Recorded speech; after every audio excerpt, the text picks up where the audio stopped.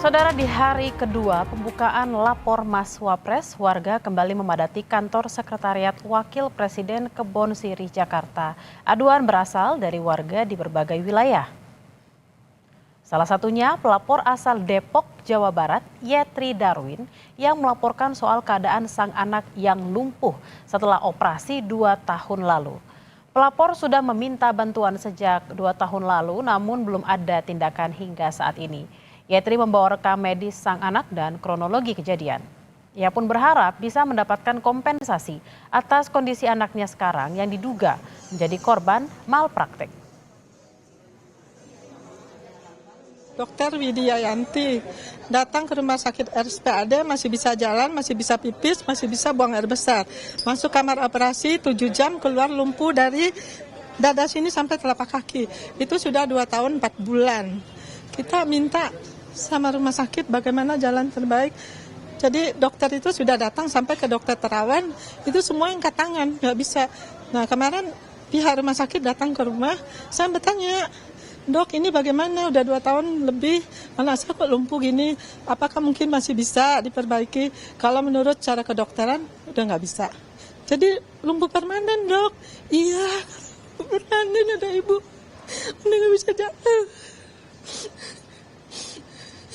Maka saya sebenarnya udah kayak seknes gitu. Mau ketemu sama Pak Jokowi, tapi hanya sampai seknes saja udah nggak bisa lagi. Saya sudah 10 kali ke sana. Posko lapor Mas Wapres resmi dibuka Senin 11 November 2024. Kini masyarakat bisa menyampaikan problem yang mereka alami di Istana Wakil Presiden. Di hari pertama posko dibuka, beragam aduan pun diterima. Salah satunya aduan dari warga Tangerang, Banten soal sengketa tanah.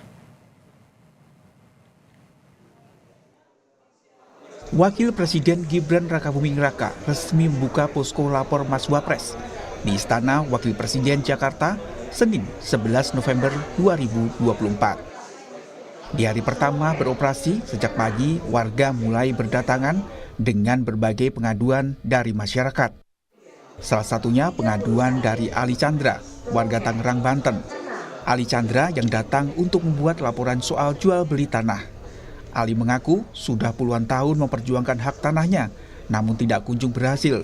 Ia telah membuat laporan ke polisi, namun selalu kandas. Warga Tangerang ini juga menyebut sudah melunasi pembayarannya, tapi tidak kunjung mendapatkan hak tanahnya.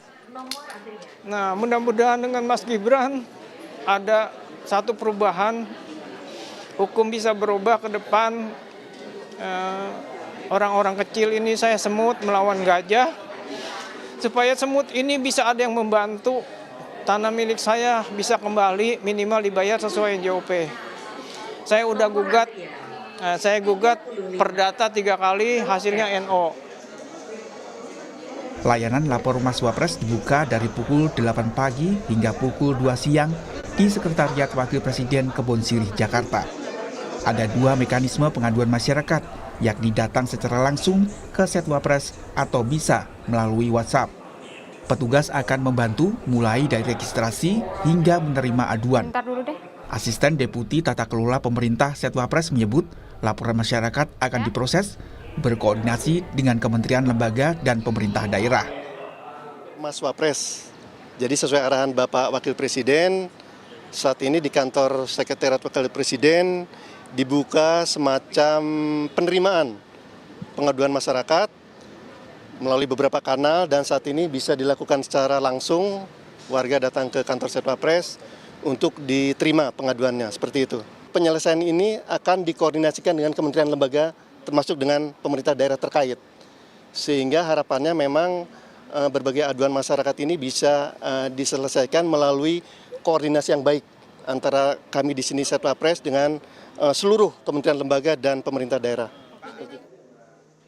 Hingga Senin pukul 2 siang di hari pertama pembukaan posko lapor Mas Wapres, tim Setwapres melayani lebih dari 50 aduan dari warga.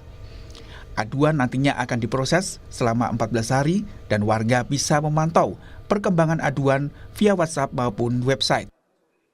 Setiap harinya, posko lapor Mas Wapres menerima aduan yang dibatasi 50 aduan per harinya untuk jalur tatap muka. Tim Liputan, Kompas TV.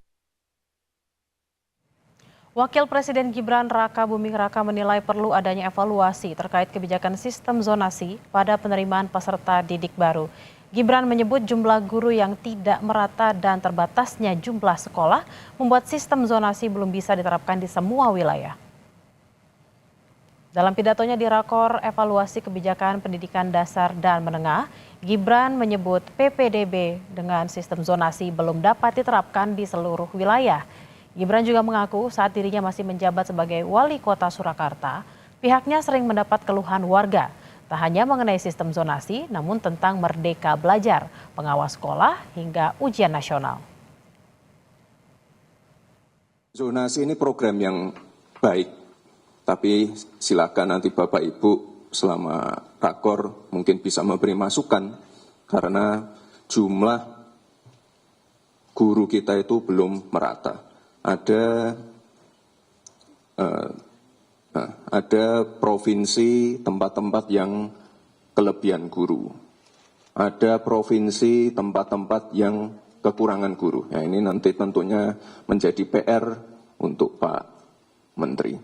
Jadi zonasi sekali lagi ini program yang baik, tapi mungkin belum bisa diterapkan di semua wilayah. Tapi waktu itu saya sebagai wali kota, ya tentunya kita harus komplain dengan program yang di pusat. Informasi usai jeda, saudara, polisi melakukan olah tempat kejadian perkara kecelakaan